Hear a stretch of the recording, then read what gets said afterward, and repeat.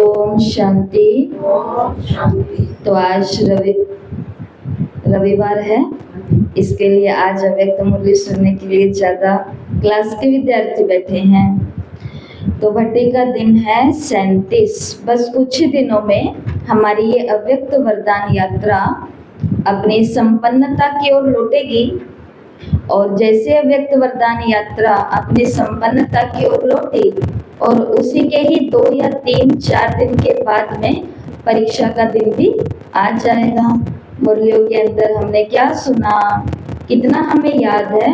और ये कमाल की सुंदर बात ये है कि जब हम बड़ा पेपर देंगे 50 नंबर का, इन 43 मुरलियों में से 50 प्रश्न का, तो वो किसी को भी बहुत महान और बहुत नालायक और बहुत होशियार सिद्ध करने के लिए वो पेपर नहीं होता है। वो पेपर सिर्फ किसका होता है, किस लिए होता है, ताकि मेरे को ये रहे कि मैंने इतने सारी मुरलियाँ रिवाइज की, फिर बाद में भी रिवाइज किया, तो मुझे कितने याद है बाबा के महावाक्य। और आज की मुरली का तो स्लोगन भी यही है, आज की संडे की अव्यक्त मुरली का, कि सही समय पर बाप का बताई गई बात याद आ जाना, यही तीव्र पुरुषार्थ है। तो बातें पढ़ेंगे, सुनेंगे, देखेंगे, टेस्ट देंगे तो सही समय पर याद भी आ जाएगी। तो आज हम हैं 37 डे पर। मुरली है 11/12/85 की, 11 दिसंबर 1985। सच्चे सेवाधारी की निशानियां। बाबा ने कहा हर एक बच्चे में 3 विशेषताएं कहाँ तक आई हैं, ऐसा बाबा सभी बच्चों में देख रहे हैं। तो पहली विशेषता स्नेह, दूसरी विशेषता सहयोगी, सहयोगी का मतलब है सहज योगी, और तीसरी विशेषता है और वो है शक्ति स्वरूप। शक्ति स्वरूप का मतलब है लाइट और माइट, चैतन्य, चलता फिरता लाइट हाउस, माइट हाउस। तो हर संकल्प, बोल और कर्म में ये तीनों बातें बच्चों में कहाँ तक आई है, कितने संपन्न बने हैं, ये आज बाप दादा देख रहे थे। कौन सी 3 विशेषताएं हर बच्चे में देख रहे थे? स्नेह स्वरूप की, सहयोगी अर्थात सहज योगी की, योग लगाना मुश्किल है, आसान है, क्या है। और तीसरी बात कौन सी? शक्ति स्वरूप अर्थात चलता फिरता लाइट हाउस, माइट हाउस। तो पहला बाबा ने मुरली के अंदर स्नेह के बारे में बताया। बाबा ने कहा जैसे बाप स्नेह का सागर है, ऐसे मास्टर सागर के आगे जो भी ज्ञानी और अज्ञानी आवे वो अनुभव करे।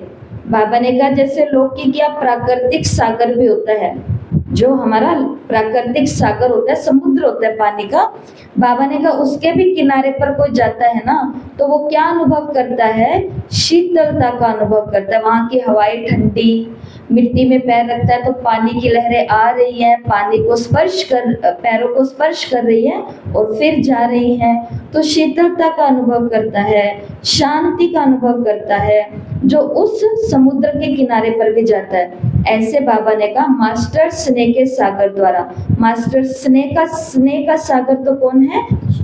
तो प्यार का सागर है, तेरी हर बूंद से तृप्त हो गए हैं हम, तो वो प्यार का सागर तो भगवान। मास्टर प्यार का सागर कौन है? बच्चे। तो बाबा ने कहा जो मास्टर प्यार का सागर होगा ना, मास्टर स्नेह का सागर होगा ना, उसको भी उसी सागर की तरह, उसके भी संपर्क में जो आएगा, सच्चे स्नेह के प्राप्ति के स्थान पर पहुंच गया ऐसा अनुभव करेगा।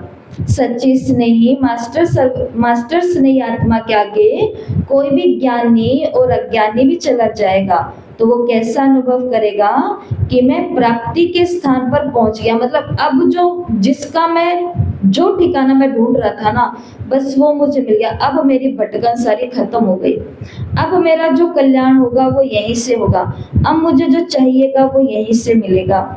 बाबा ने कहा रूहानी स्नेह की अनुभूति, रूहानी खुशबू वायुमंडल में अनुभव होगी।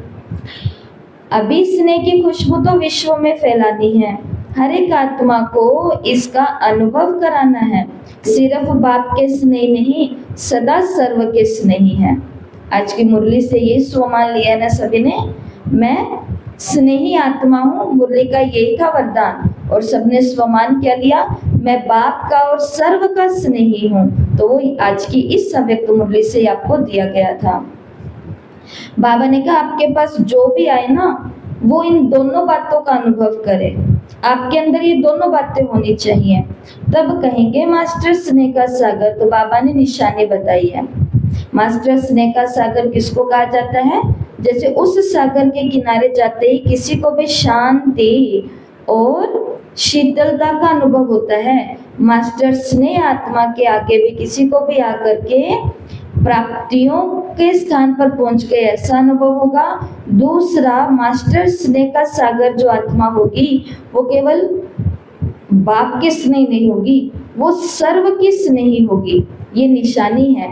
तीसरा, बाबा ने कहा जो मास्टर स्नेह का सागर बच्चा है, जिसके अंदर स्नेह वाली विशेषता है, वो अपने आसपास के वायुमंडल के अंदर स्नेह की खुशबू फैला देंगे। वो जहाँ जाएंगे ना वहां से उनको केवल क्या मिलेगा? प्रेम मिलेगा। जैसे दुनिया के अंदर एक हंसी की बात आती है, समझ की भी बात आती है कि जो भाग्यवान आत्मा है, कैसे पता चलता है ये भाग्यवान आत्मा है?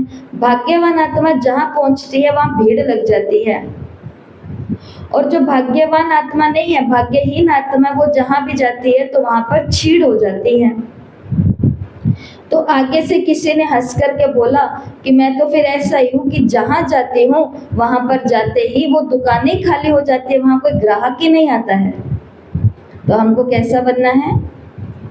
मास्टर स्नेह का सागर जहां भी जाए उस घर के अंदर नफरत का माहौल है, उस ऑर्गेनाइजेशन के अंदर नफरत का माहौल है, उस सेंटर के ऊपर नफरत का माहौल है, सेंटर तो नहीं बोलेंगे, कहीं पर भी मानो एक दो में नफरतहीन या ईर्ष्या का माहौल है, लेकिन स्नेही आत्मा जैसे वहां पहुंचे तो वो अपने स्नेह की खुशबू चारों ओर फैला दे कि चलो छोड़ो, जो हुआ सो हुआ, पीठ पीछे कोई कुछ भी करता रहे, लेकिन जैसे वो सामने पहुंचेंगे इतने में ड्रामा अनुसार किसी आत्मा के साथ कुछ ऐसी घटनाएं घट गई, तो वो अपनी उस आत्मा से जिसके प्रति उनसे कुछ गलत हो गया, पीठ पीछे तो उनकी भर भर के उन्होंने निंदा करी और करते हैं, लेकिन जैसे वो किसी अकेले में उस आत्मा को मिली तो उनका हाथ पकड़ लिया, उनको पकड़ लिया और आपकी बहुत याद, आपको बहुत स्नेह, आपका बहुत प्यार, आपकी बहुत पालना, लेकिन जैसे उस दौर से बाहर निकलते हैं फिर बाहर जाकर के वही निंदा, वही। तो मास्टर स्नेह का सागर का मतलब है उस आत्मा के सामने जाते हमें सारा प्यार ही प्यार याद आए, वो अब मेरे कर्मों का और मेरे संग का दोष है कि मैं फिर से वापस नफरत वाली आत्मा बन जाती हूँ, वो मेरा कार्मिक अकाउंट है। ये समय उस आत्मा को पुरुषार्थ नहीं करने देता, इसलिए तो बाबा ने कहा ना ये ड्रामा है, सारी खूबसूरती तो इस ड्रामा की है। ड्रामा किसी को पुरुषार्थ की तरफ धकेल रहा है, इतना क्यों कर रहे हो, ये भी करो, ये क्यों कर रहे हो, ये भी करो, ये ही क्यों कर रहे हो, ये भी साथ में करो। एक चीज, दो चीज, तीन चीज, चार चीज, 10 चीज एक साथ में कर रहे हैं, क्योंकि उनकी कर्म गति, उनका ड्रामा, समय उनको और पुरुषार्थ की तरफ धक्का लगा रहा है, स्नेह की तरफ, और कईयों को पीछे हटा रहा है। तो ये सब कर्मों की क्या है? गति है। तो हमें क्या बनना है? मास्टर। तो फिर हम जहां पर भी जाएं वहां पर आपस में क्या हो जाना चाहिए? कौन सी खुशबू, कौन सी लहर फैल जानी चाहिए? स्नेह की लहर फैल जानी चाहिए। हर एक आत्मा ये वर्णन करे कि ये श्रेष्ठ आत्मा है। और हमेशा याद रखना, हम अपने अनुभवों से कह रहे हैं आपको ये बात, और दादियों के भी अनुभव यही हमको पढ़ने में और क्लासों में सुनने में आते थे, तो वो यही बताते हैं कि हर कोई मुंह से आशीर्वाद नहीं देगा, हर कोई मुख से आकर के नहीं कहेगा कि ये श्रेष्ठ आत्मा है, क्योंकि बीच में देह अभिमान भी तो आएगा ना, लेकिन उनकी अंतरात्मा कहेगी कि ये श्रेष्ठ पुरुषार्थ कर रहे हैं, ये श्रेष्ठ आत्मा है। मास्टर स्नेह के सागर के लिए सब ये बाबा ने कहा वर्णन करेंगे। अभी तो आजकल की दुनिया सच्चे आत्मिक स्नेह की भूखी है, स्वार्थ के स्नेह को देख देख करके स्नेह से दिल ही उपराम हो गई है। हर जगह स्वार्थ वाला प्यार, स्वार्थ वाला प्यार, स्वार्थ वाला प्यार, तो उनकी दिल ही हट गई है इस स्नेह से। इसलिए आत्मिक स्नेह की थोड़ी सी घड़ियों की अनुभूति भी जीवन को सहारा समझते हैं। तो ऐसी आत्मा जब उनके आगे पहुंच जाती है ना, ऐसी आत्मा हम बाबा के बच्चे, तो वो आत्माओं को ऐसा लगता है कि ऐसा प्यार तो दुनिया में कोई कर ही नहीं सकता।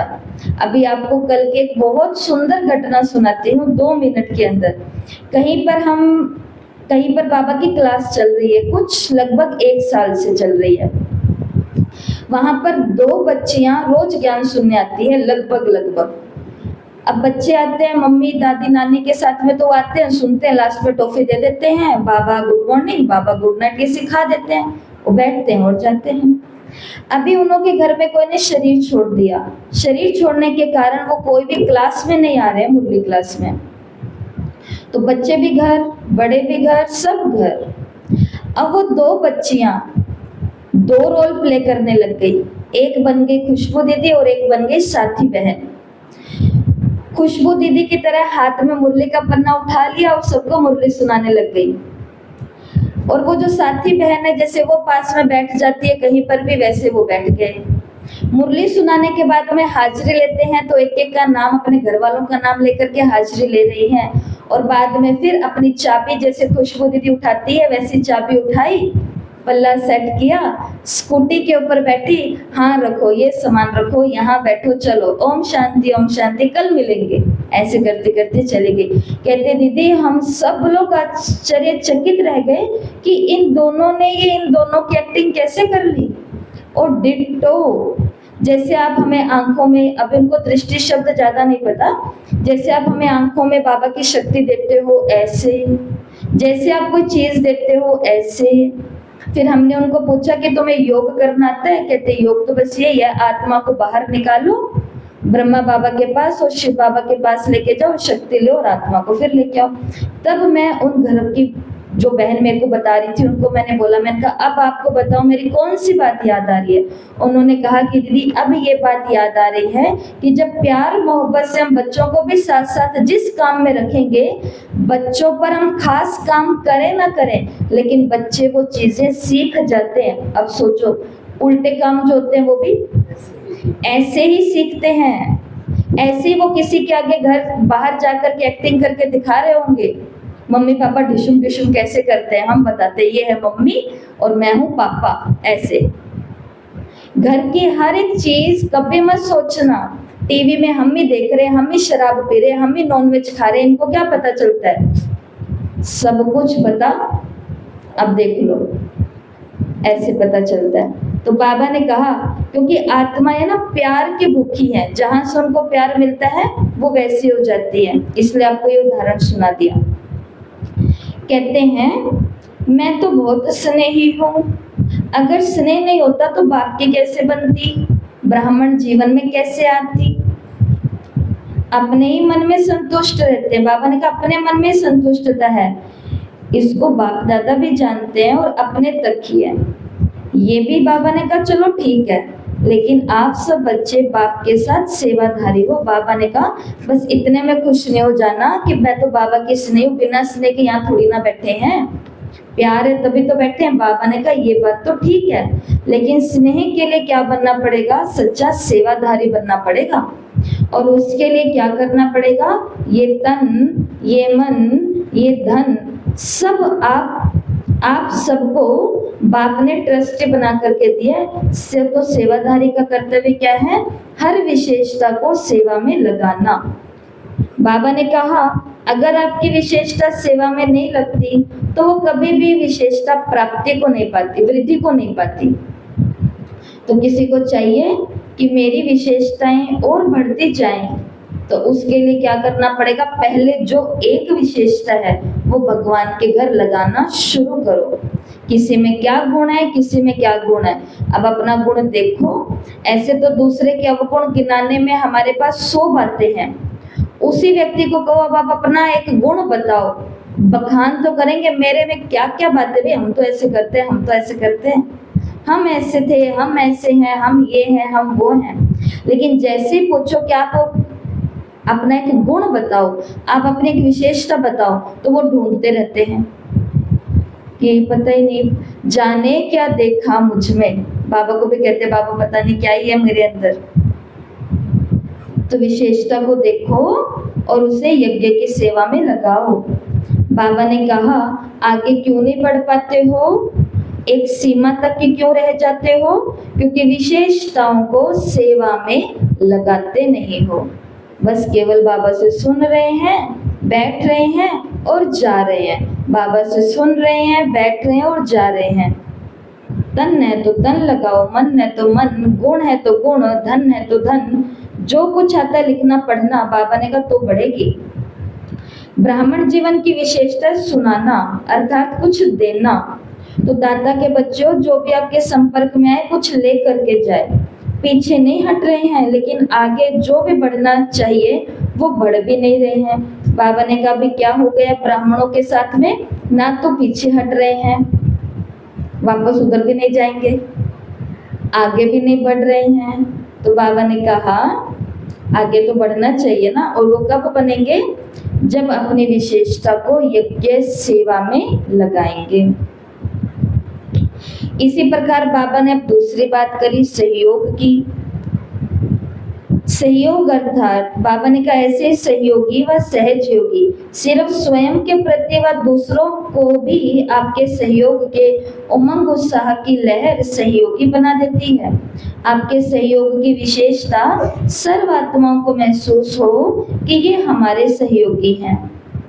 बाप के सहयोगी तो हैं ही, लेकिन बाप तो विश्व सहयोगी है।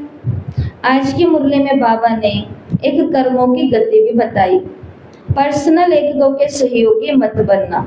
अपने मन मर्जी से किसी के भी स्थान पर जा करके हम काम करने लग जाते हैं, सहयोग देने लग जाते हैं, पर्सनल पैसे देने लग जाते हैं, चीजें देने लग जाते हैं। बाबा ने कहा वो सेवा और सहयोग में नहीं मानी जाएगी। वो पर्सनल किसी का कुछ कर रहे हो, पर्सनल एक दो को सहयोगी नहीं बनना। वो स्वार्थ के सहयोगी होंगे, हद के सहयोगी होंगे। सच्चे सहयोगी तो बेहद के सहयोगी होते हैं। वो फिर सहयोग करते हैं तो वो फिर सबका करते हैं, किसी एक या दो का नहीं करते। बाबा ने कहा सिर्फ सेंटर की हद में रहेंगे तो सिर्फ अपने महल के मालिक बनेंगे। टीचर्स को बाबा ने कहा अपने सेंटर का ही कल्याण करती हो कि पूरे विश्व का कल्याण करती हो?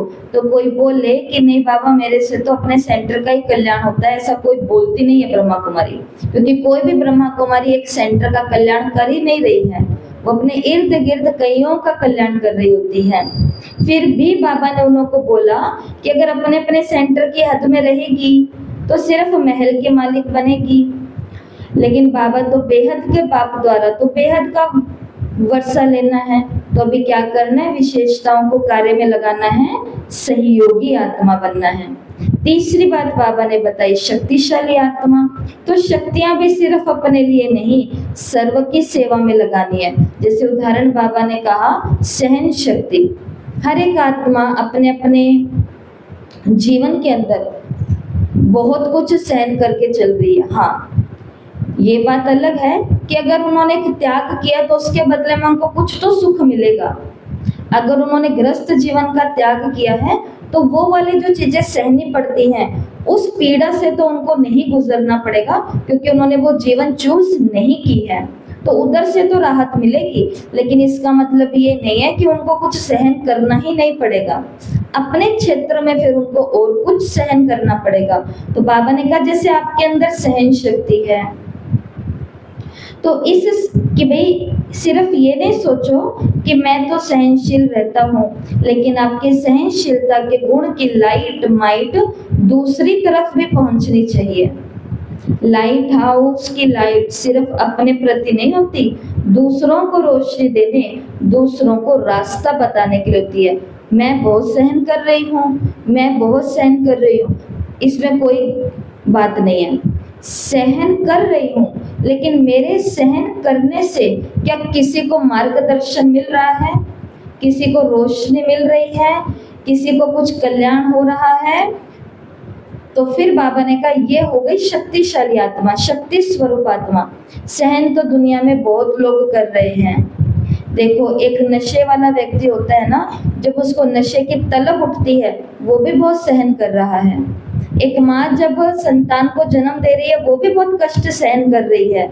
एक पत्नी जब दूसरे पति एक कन्या जब दूसरे के पास जाती है, नया माहौल, नया घर, सब कुछ बहुत सहन कर रही है, लेकिन अगर वो सहन जो कर रही है वो बस अपने अपने लिए ही चल रहा है, मैं ही घुट रही हूँ, मैं ही सहन कर रही हूँ, उससे किसी को सहयोग तो मिल ही नहीं रहा। एक तरफ सहन किया था गौतम बुद्ध ने, एक सहन किया था महावीर स्वामी ने, एक सहन किया था जीसस क्राइस्ट ने। इन आत्माओं ने जो आलोचना, जो संघर्ष सहन किया, इनके सहन करने पर दुनिया को प्रकाश मिला या नहीं मिला? तो बाबा ने वो बात कही है कि सहन भी करो तो ऐसा सहन करो जिससे औरों को लाइट और माइट मिल जाए, आप औरों को रास्ता बनाने वाले बन जाओ। कनेक्शन बाप से कराएगी, जो शक्तिशाली आत्मा होगी ना, वो क्या करेगी, सभी आत्माओं का कनेक्शन बाप से कराएगी, खुद निमित्त बनेगी। सच्ची सेवाधारी की तो यही निशानी है, उनके हर बोल में बाप दिखाई देगा, बाबा की स्मृति होगी। बाबा ने कहा वो बेमुख करने वाली नहीं होगी।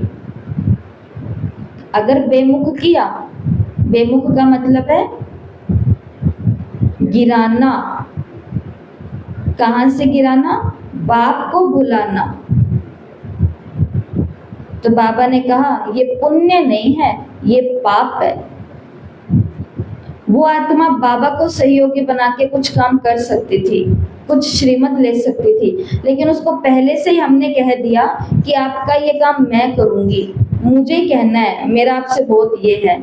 तो भगवान ने कहा ये आपने पुण्य नहीं किया, ये आपने क्या कर दिया, पाप कर दिया। अभी हम कहीं जा रहे थे तो रास्ते में मेरे सामने एक भाई को चक्कर आ गया, बस उसकी मृत्यु नहीं आई, ये हमने अपनी आंखों से देखा। ऑन रोड इस दिशा से साइकिल पर चक्कर लेते लेते घूमते घूमते वो इस कोने में आकर के पड़ा।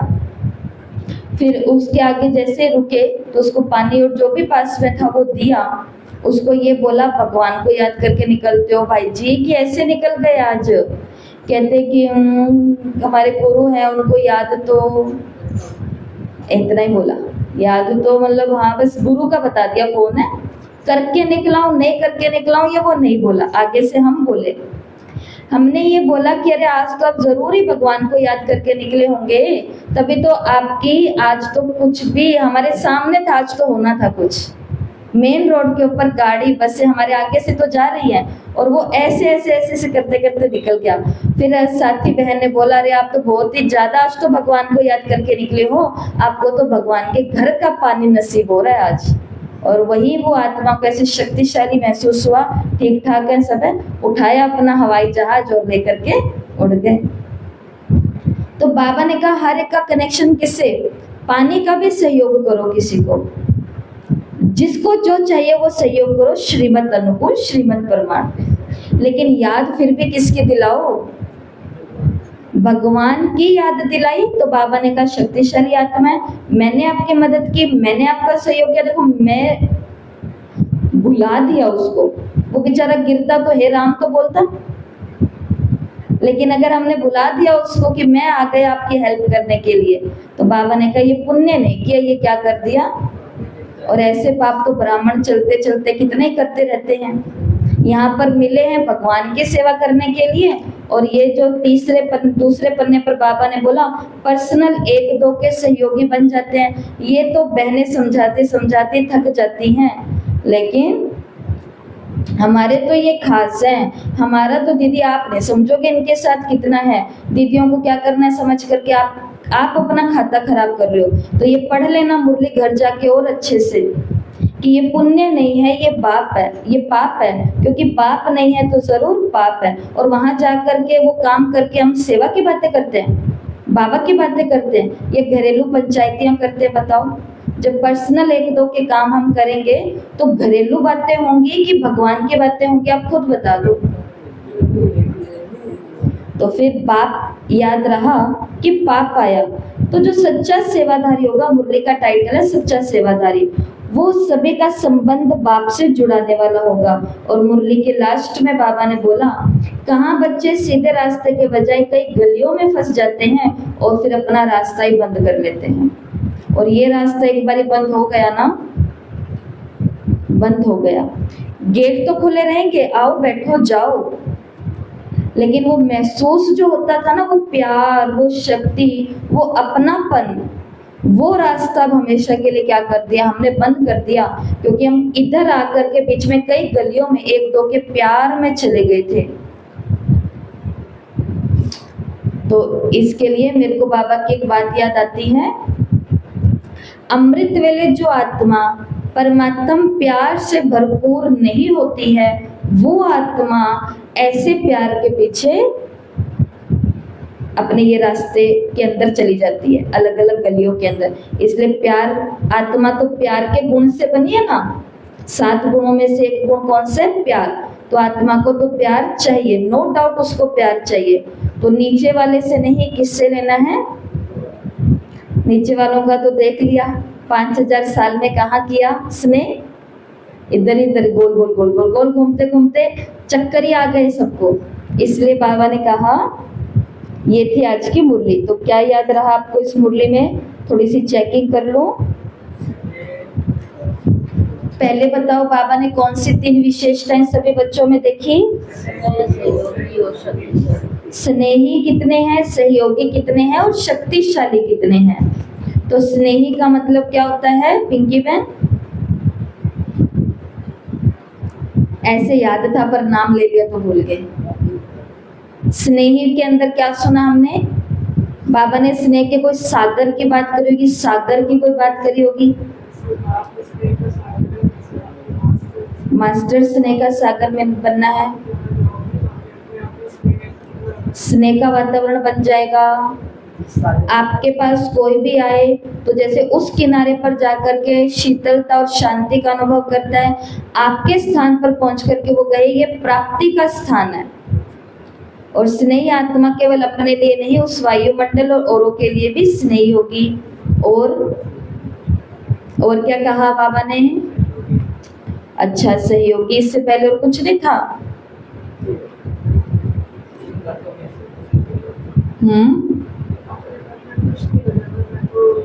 मेरा तो बाबा से बहुत प्यार है, बिना प्यार के थोड़ी ना यहाँ पे ब्राह्मण बना हूँ आकर के। बाबा ने कहा बस इतने से में सेटिस्फाई मत हो जाना, संतुष्ट मत हो जाना, खुश मत हो जाना, लेकिन सच्चे स्नेह की निशानी है कि ये तन मन धन अब सब कुछ क्या है, उसकी अमानत है। ऐसा समझ करके अपनी विशेषता को सेवाओं में लगाते जाना, तो विशेषता बढ़ेगी। कोई कह रहा है हमारा तो कुछ आगे बढ़ ही नहीं रहा, ना पीछे जा रहे हैं ना आगे जा रहे हैं। तो बाबा ने कहा इसका कारण कोई निमित्त नहीं है। कोई बोलते हैं वो हमें आगे नहीं कर रहे इसलिए हम आगे नहीं जा रहे, कोई किसी को आगे नहीं कर रहा है। यहाँ पर ये देख लो, इनको किसने आगे किया, खुद का सब बनाया, खुद के दाव लगाए, खुद की बाजी खेली और खुद ही जीत गया। तो यहाँ पर अपना ही खेल है, अपनी ही बाजी, अपना ही सब लुटाना पड़ेगा। तो कोई ये ना सोचे कि हमें कोई आगे बढ़ा नहीं रहा इसलिए मेरे गुण विशेषता किसी को दिख नहीं रहे। बाबा ने कहा वो आत्मा जो अर्पण होती है ना, वो दर्पण बन जाती है, दर्पण। तो विशेषताएं जो है ढूंढना आज घर जाके, और यही आज का होमवर्क है। अपनी 11 विशेषताएं सबको लिखनी है। कितनी विशेषताएं, 11। कितनी, 11 क्या लिखनी है, किसकी, खुद की 11 गुण लिखने हैं कि मेरे अंदर कौन कौन से गुण हैं। फिर उसमें से एक गुण को भगवान के काम में लगाओ, फिर वो बढ़ेगा। दूसरा लगाओ, वो भी बढ़ेगा। तीसरा लगाओ, वो भी बढ़ेगा। और फिर क्या कहा मुरली के अंदर बाबा ने, सहयोगी का, पर्सनल किसी का सहयोगी नहीं बनना है, ठीक है। और ये इजाजत ग्रस्त में रहने वालों को तो बिल्कुल ही नहीं है। एक बहन ने कभी अपने निमित्त टीचर को बोल दिया, निमित्त टीचर ने उनको शिक्षा दी कि आप ये घरों के अंदर करना हमारा श्रीमत नहीं है। आप एक दो को बुलाते हो, बातें करते हो, ये करते हो, वो करते हो, तो ये बाबा की श्रीमत नहीं है। आगे से उस आत्मा ने कहा कि अच्छा, आप लोगों के पास जो आते हैं, मतलब निमित्त टीचर को, कि आप लोगों के पास कोई आते हैं वो ठीक है, हमारे पास कोई आ जाते हैं सेंटर वाले तो वो खराब हो गया। तो आप और निमित्त टीचर एक है क्या? तो फिर आपका घर और सेंटर एक ही है क्या? यही तो, पर देखने वाली नजरें क्या देखती हैं, इनके पास भी तो ये हो रहा है, तो हम अगर एक दो का सहयोग कर रहे हैं बीके बीके बन के, तो क्या करो, पर उसके कान से आंखों से गुजरवाओ तो सही कि कर क्या रहे हो, ताकि उनको भी मालूम पड़े कि ये आत्मा जो यहाँ पर ढीली ढाली बैठी है, ये आत्मा के अंदर ताकत बहुत है करने की, उनको भी तो पता चले। तो पर्सनल एक दो का सहयोगी नहीं बनना, बाप नहीं भुलवाना किसी से भी, नहीं तो पुण्य के बजाय क्या कर देंगे, पाप कर देंगे। और ये पापों से अब बचने का समय है। गीता दीदी ने कहा कि अब समय हमें इजाजत नहीं दे रहा है चीजों में उलझने की, सीधा आओ सीधा जाओ, कुछ करने का मन है तो करो, नहीं तो चुपचाप जिंदगी को जियो, साइलेंट मोड में रहो। भागा दौड़ी का समय खत्म हो चुका है। और लास्ट में मुरली के अंदर बाबा ने क्या कहा, शक्तिशाली आत्मा क्या करेगी, लाइट हाउस होएगी और माइट हाउस होगी। मैं सहनशील हूँ, आपके सहनशीलता से औरों को क्या फायदा हो रहा है, बाबा ने कहा ये होती है शक्तिशाली आत्मा। अच्छा, ओम शांति। सभी को टेस्ट भेज दिया जाएगा, टेस्ट देना है और होमवर्क सभी को करना है, ग्रुप में पोस्ट कर देना। ओम शांति। 1 मिनट सभी साइलेंस।